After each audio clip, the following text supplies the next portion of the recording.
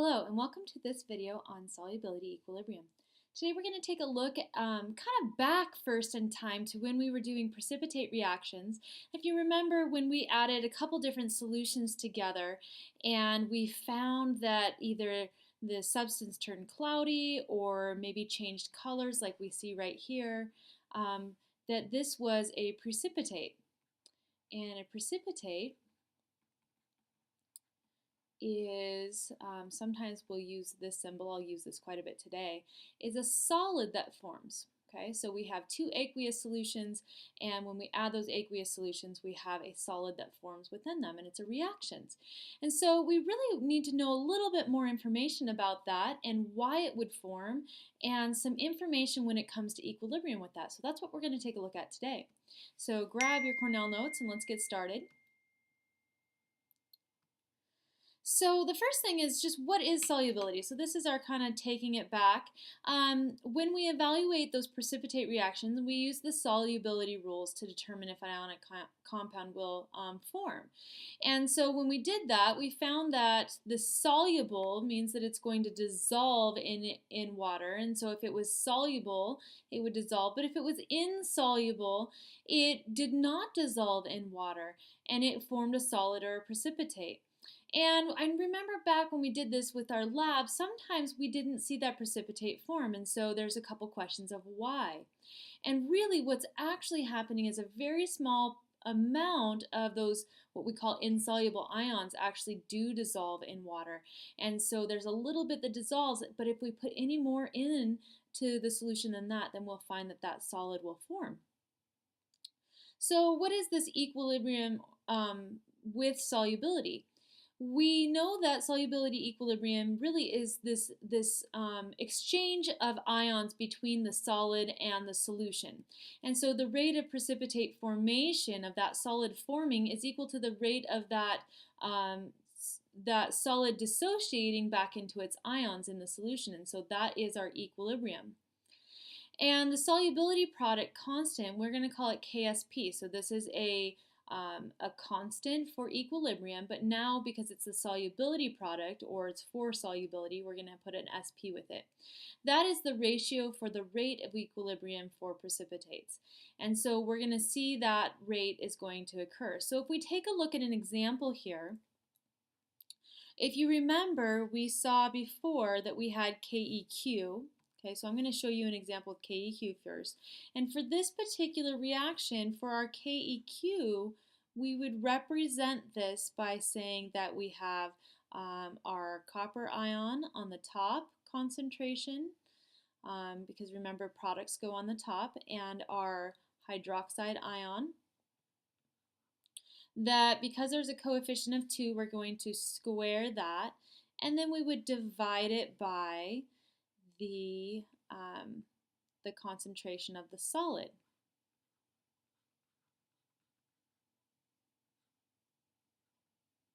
Okay. Now the interesting thing is this is the KEQ. With the KSP, we actually remove the solid. So for the KSP, this ends up getting removed. And we are just going to look at the ion concentration. And so in this case for KSP, everything is just about ion concentration. So copper ion times the concentration of the hydroxide ion, and remember, since we have this here, we're going to raise that to the power of 2. Okay, and so this is what we're really looking at for an expression. And we're going to work with this expression for a couple of examples. So the first example, or the first question that we're going to calculate, is how to calculate molar solubility. And so molar solubility basically is saying how much of this solid dissolves, okay? So really molar solubility means how much solid dissolves. And so we have a couple things that we need to do. We are going to use our KSP value that you can find in the book or on a list somewhere. and we're going to determine it from there. And so what we need to do is we're going to start off with that expression that we just had. So KSP is equal to the concentration of copper ions times the concentration of hydroxide ions squared. Now, in order to do this, we know our KSP value, but we have two different variables here. So what we're going to do is we're going to let X represent one ion. Okay? And we're going to replace X into this expression.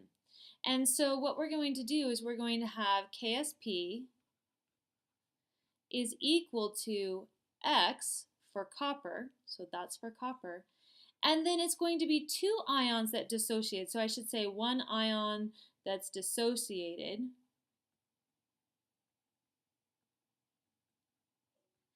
and so in this case we're going to have 2X since two hydroxides dissociate, and so we have to make that a 2 since there's two that dissociate, and we're still going to raise that to the second power. Okay, and that's going to be equal to KSP, and so that KSP value is the value up here. So if I do this, X and 2 squared and X squared will end up giving me 4X cubed. Okay, so X squared times an X gives me X cubed, and 2 squared gives me 4X cubed. So what I'm going to do is I'm going to flip that to the other side of my equation, and I'm going to put 4X cubed is equal to my KSP value, which is 2.2 times 10 to the negative 20th. Now what I have to do is I have to solve for X. So I have to first divide both sides by 4. So they cancel, 4 cancels here. And then I need to take the cubed root of it. Okay, so I'm going to take the cubed root of each side. And when I do that, X ends up equaling, and you'll have to look at how to do the cubed root function in your calculator.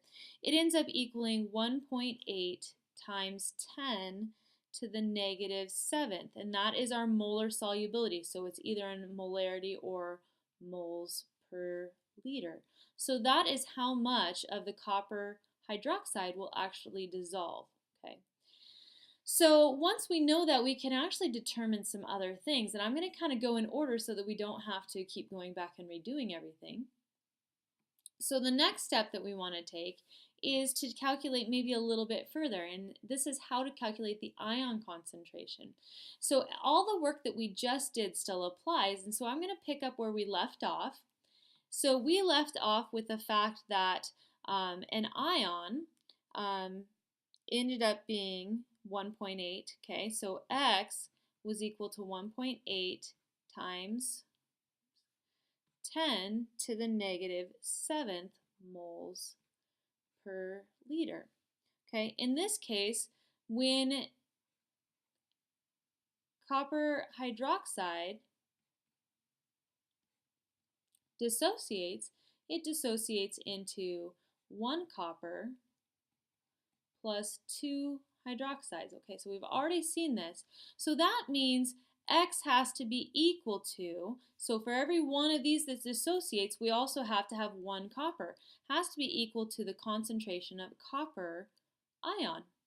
And so that means that copper ion is going to be 1.8 times 10 to the negative 7th moles per liter that are going to be dissolved in the solution. Okay, so this is for copper. So that takes care of the first ion that we're interested in. Now hydroxide becomes a little bit trickier because hydroxide concentration has to be equal to twice that of the copper, okay, because we had 2 that dissociated, or 2 times X, so 2 times the copper ion. So that means we have to take 2 times our 1.8 times 10 to the negative 7th moles per liter. And when we do that, we find that that value ends up being 3.6 times 10 to the negative 7th. Okay. So this is for hydroxide. Moles per liter of OH minus. All right, so that gets us through all of those with the ions as well. So we've just figured out both our ions. Sometimes you'll only be asked for one ion, sometimes you'll be asked for more than one. All right, let's keep working through. So the other question is, how do we predict if a precipitate will form? So we just predicted the concentrations for equilibrium, which is basically right before that ion would form. So we have something that's called the common ion effect. And so what happens when we add a common ion? So we're going to look at two different things here. So the common ion is an ion that's found in two or more ionic compounds in a solution.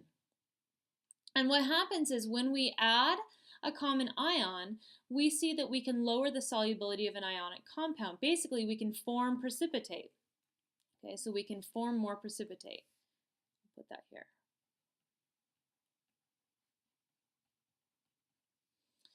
All right, so when we do that, there's a couple reasons why it will form. The added compound must be more soluble than the compound that was already in the solution. That's one thing that has to happen. But the reason why this is going to occur is because adding more of that compound shifts the equilibrium towards the side with the solid or the precipitate, or away from the ion. And so that's why that will actually form. Sorry, you might not be able to see all of that. Okay. So there's another thing with being able to predict precipitates, too many P words today, and that is when we're reacting to aqueous solutions. So this is what we did earlier in the year, and we might want to know, will a precipitate form or not? So we had to actually kind of use solubility rules. Well, now we can actually do a calculation for this. So we have to calculate what we call the ion product, or QSP. Basically, it's just KSP, only we're going to add in the actual ion concentrations that we have. So it may or may not be at equilibrium. And because it may or may not be at equilibrium, we're going to compare it to determine the shifts that may happen to equilibrium. So if QSP is less than KSP, it's an unsaturated solution and there's no precipitate formation. When QSP is equal to KSP, that is right at the equilibrium point, and at that point there's no precipitate. It's right before that precipitate will form. So they're moving in and out of the solid and the aqueous form so fast that we don't really have a precipitate that's noticeable. If the QSP value is greater, we have a saturated solution, but now we're going to see precipitate formation, and that's what allows us to predict this. So let's do an example, and then we will be done with these and practice when we get back to class.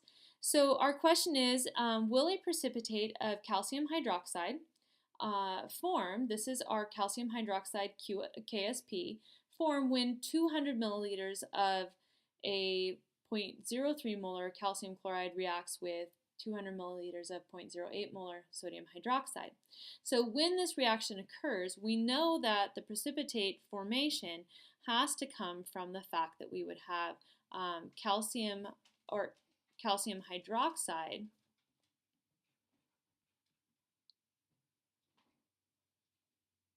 OH2 that's in the solid form that's going to have to go into the ionic form. So Ca2 plus aqueous plus OH minus aqueous, and we have to balance this by putting a 2 here. Okay. The other thing is when we add these two volumes together, okay, we end up doubling the volume. And so because we do that, we have to divide. So the next thing we have to do is divide.